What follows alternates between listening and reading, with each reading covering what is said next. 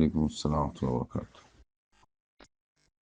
Guardian ব্যতীত বিয়ের যেটা চুক্তি, এটা বিশুদ্ধ হওয়া নিয়ে যে কথা আসছে, এটা হাদিস তো পরিষ্কার। এখন যারা এর বিপরীত মত দিয়েছেন, বিশেষ করে হানাফি মাযহাবের আলিমগণ, অন্যান্য মাযহাবেরও বিচ্ছিন্নভাবে কিছু আলিমদের মত আছে।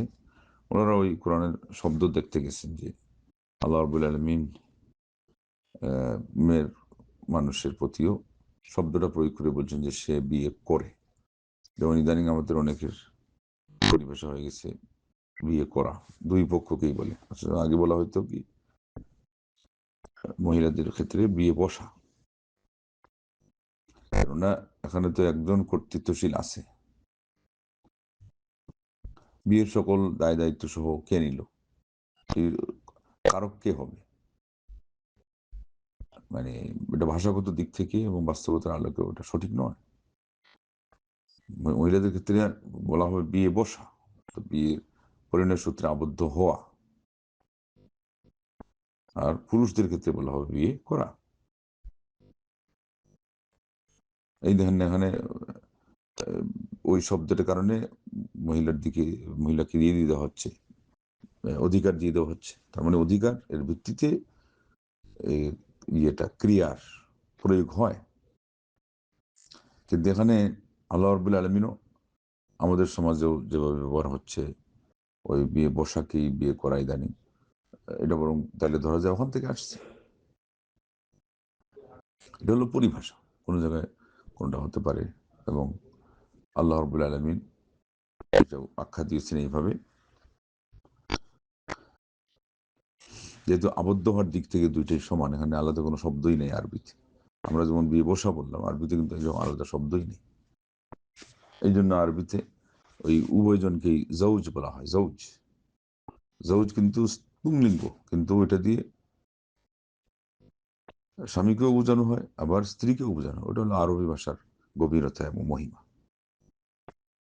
যাই হোক, ওনারা ওই দলিলে যখন এর দিকে আসে নাই, টিকে নাই, তখন একবার যে হাদিস আসছে, হাদিসে বর্ণনাকারী তিনি নিজেই গার্ডিয়ান ছাড়া বিয়ের অনেক অনুমোদন দিয়েছেন। তো বর্ণনাকারীর ব্যাপারে কথা আসছে যে উনি যেটা বর্ণনা করবেন সেটা দিয়ে ইলম নেওয়া হবে, এটা ধর্তব্য হবে। উনি কি করলেন এটা নয়। ওনাদের একটা দাবি হলো উনি তো জেনে বুঝি এটা বর্ণনা করে থাকবেন, বা উনি বর্ণনা করলে তো এটার আমলটা তার বিপরীত হওয়ার কথা না। এগুলো না অজুহাত, যেগুলো দিয়ে তারা হয়তো রক্ষা পাবে।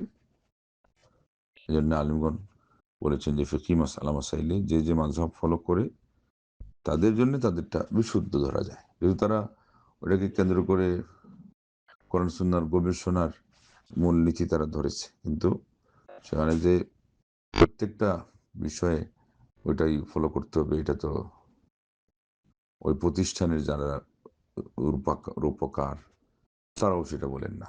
বড় বড় ইমামদের থেকে আসছে দলিল, বিশেষ করে হাদিসের নাম ধরে বলছেন, এটা যদি সুস্পষ্ট হয়ে যায় তাহলে পরে এখানে আর আমাদের মত, আমাদের ফতোয়া এটা গ্রহণযোগ্য না।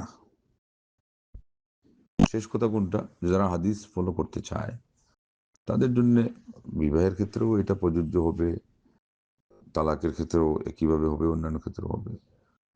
যাদের আলাদা একটা গ্রহণযোগ্য আহলে সুন্নাহ জামাতের ইজমালি ভাবে গ্রহণযোগ্য, এই চার মাযহাব ইজমালি ভাবে গ্রহণযোগ্য না, হকপন্থী আলেমদের কাছে গ্রহণযোগ্য। তো ওই চার মাযহাবের প্রত্যেকটাতেই আবার কিছু মাসালা পাওয়া যাবে দুর্বল দলিলের কারণে, কিছু সবল দলিলের ভিত্তিতে। তো ওখানে ওই জায়গায় ওটা মানার ভিত্তিতে এইগুলোকে হকপন্থী মাযহাব ধরা হয়।